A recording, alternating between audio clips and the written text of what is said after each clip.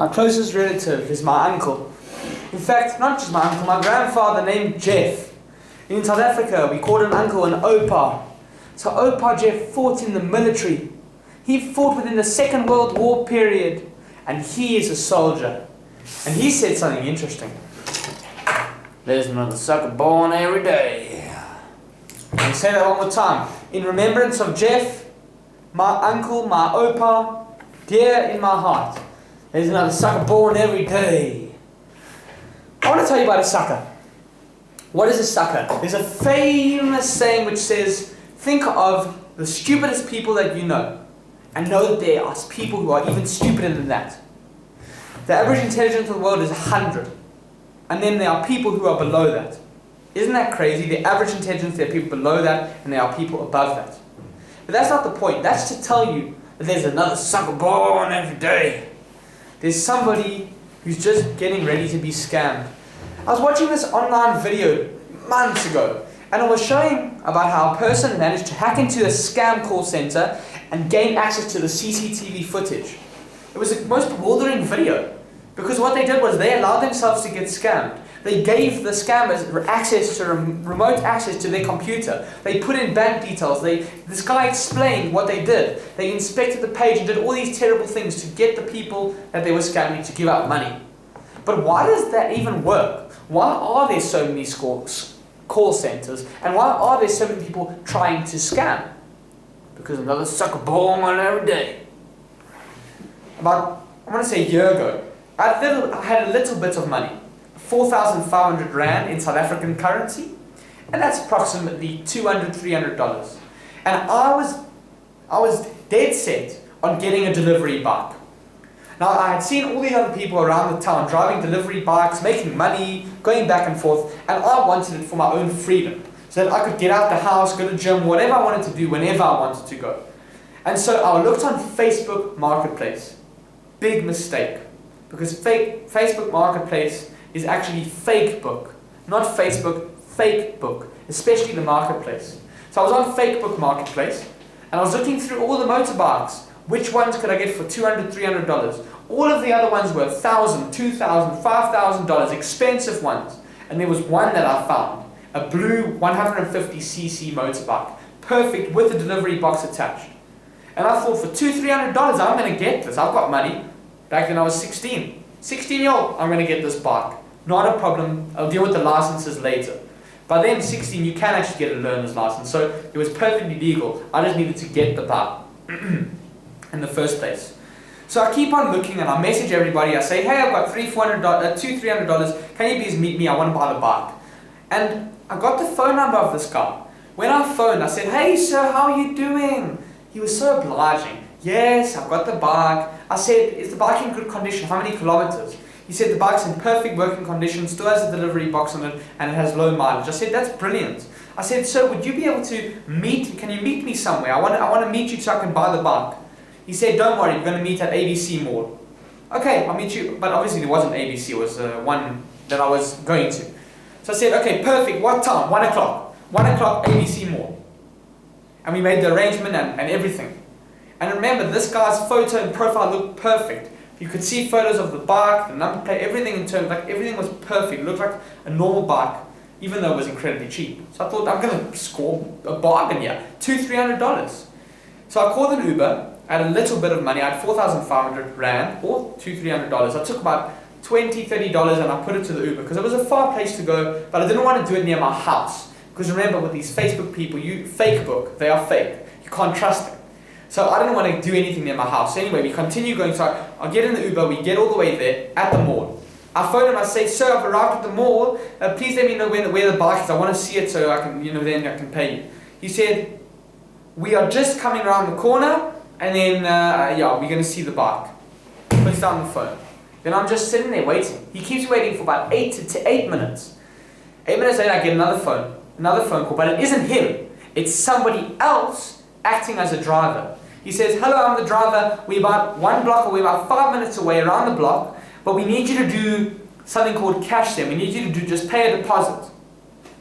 And I thought, what? And again, 16-year-old, I didn't know anything. I didn't know my bum from my elbow, as they like to say. I didn't know anything. So he was asking for a deposit. I wanted the bike.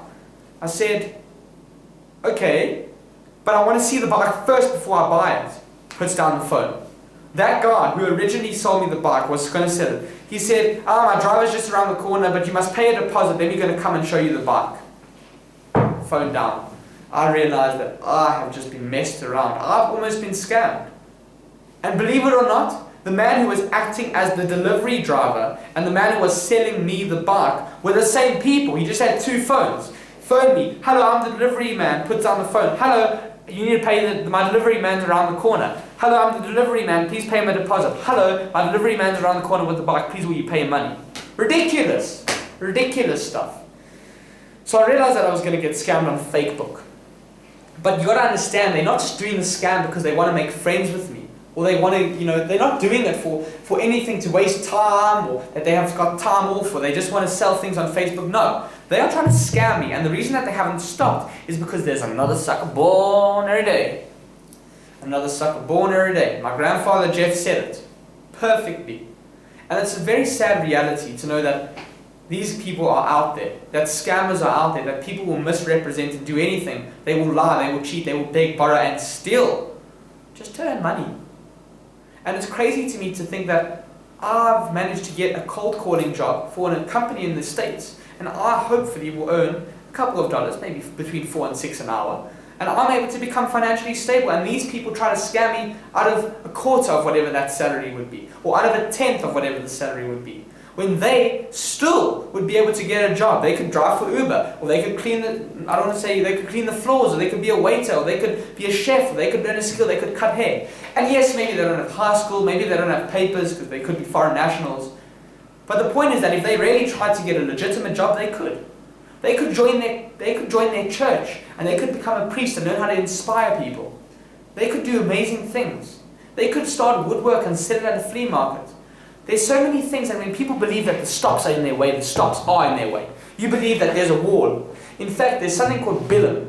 And Bilam had a donkey within the Bible. It's a famous biblical story. Maybe you haven't heard of it.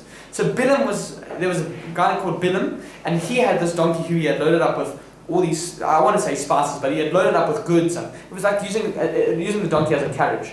And this Bilam's donkey came to a stream of sorts. And he wouldn't go further. And Bilam tried to speak to the donkey and whatever, but it wouldn't move. But that's because, and again, that's the story, but I'm going to give you my reference here. You people could, how can I say it nicely? You people put a stumbling block in front of you. So basically you believe that, I'm talking to scammers here, if you're a scammer, you have put a stumbling block. You believe, I've got no papers, for example, I've got no identification, I've got no money, and I'm desperate, I have to feed my family. So I'm going to do whatever it takes. But the thing is, you put a stumbling block. You're like Bilam's donkey, you believe that you cannot go past the stream, that you cannot continue on further. And so you can't. Any legitimate, genuine business opportunities, any jobs that are high character in nature have been blocked off by you because you believe that you cannot get it. That's how you manifest your reality. So it's very sad there's another sucker born every day. And I was almost a sucker. So I want you guys to pay attention. Next time you're going to go spend money, next time you're going to pay for service, next time you're dealing with an online company, be wary, be careful who you're dealing with. Because I almost got scammed buying my delivery bike. But that's why there's another sucker born every day. We're pretty much out of time. I want to leave you with one more point. I love my grandfather. And he's taught me everything that I need to know. That very statement, there's another sucker born every day, explains why there's crime, explains why people get hijacked, explains why people get scammed, explains why people have their salaries and their pension funds stolen. Because unfortunately there are just so many people. And people go about their lives. We don't want to analyze everything and have to look into the detail when we want to pay for something online.